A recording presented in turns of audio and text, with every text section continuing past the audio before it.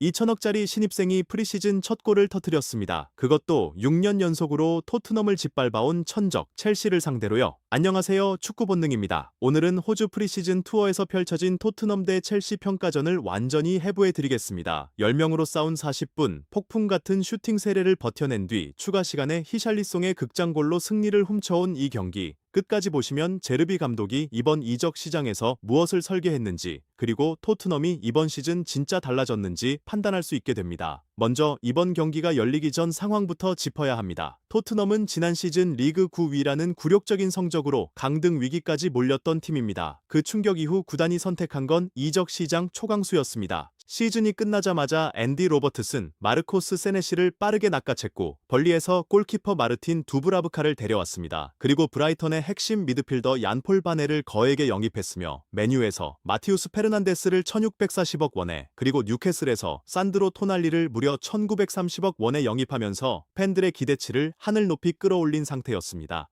그런데 여기서 문제가 하나 있었습니다. 기대가 클수록 프리시즌 결과가 더 무서워지죠.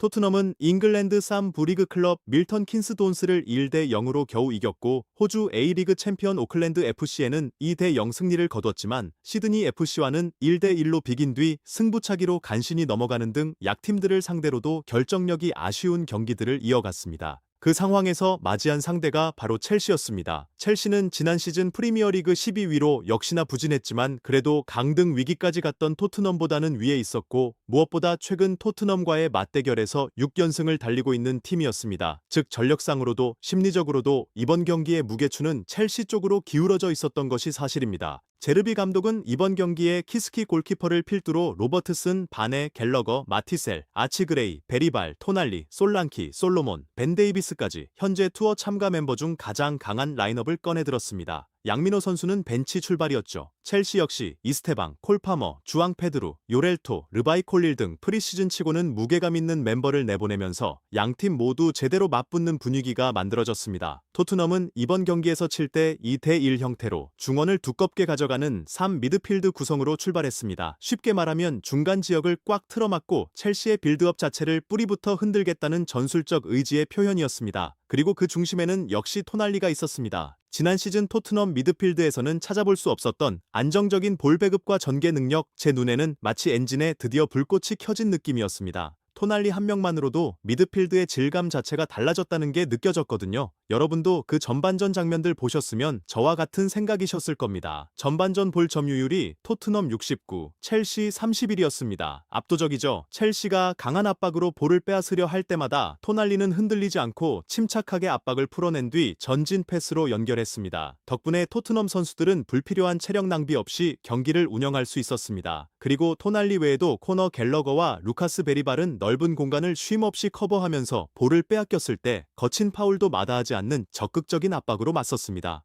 토트넘이 볼을 가졌을 때도 잃었을 때도 중원 싸움의 주도권은 토트넘에 있었습니다. 그리고 마침내 전반 17분 그 장면이 터집니다. 갤러거의 압박에 이수구 선수가 볼 터치 미스를 저지르자 토날리가 빠르게 낚아채 오른쪽으로 빠진 솔로몬에게 찔러줬습니다. 솔로몬은 토날리에게 컷백 크로스를 되돌려줬고 토날리는 주저없이 묵직한 중거리 슈팅을 때려 넣었습니다. 1930억 원 신입생의 비공식 데뷔골, 그것도 천적 첼시를 상대로. 이게 프리시즌 경기라는 게 믿기지 않을 정도였습니다. 하지만 토트넘의 흥분은 오래가지 않았습니다. 전반 21분 베리발이 첼시 수비 라인에까지 전방 압박을 시도했다가 오히려 볼을 내주며 역습을 허용하고 말았고, 기튼스의 크로스를 이스테방이 마무리하며 첼시가 동점을 만들었습니다. 과도한 압박의 역습이었죠. 이후 전반전에는 마티셀 선수의 오픈 찬스 하늘 슈팅, 32분과 37분의 드리블 돌파 시도가 막히는 등 아쉬운 장면들이 이어졌고, 반대로 첼시도 주앙 페드루에게 위협적인 찬스를 허용했지만 유효 슈팅으로는 연결되지 않았습니다. 결국 양팀은 1대1로 전반을 마쳤습니다. 프리시즌이라고 하기엔 너무나 팽팽한 압박 대결이었습니다. 그런데 후반전 시작과 함께 제르비 감독은 케빈 단소와 히샬리송을 교체 투입했습니다. 더 많은 선수들에게 출전 기회를 주기 위한 결정이었죠. 그런데 여기서 상상도 못한 일이 벌어집니다.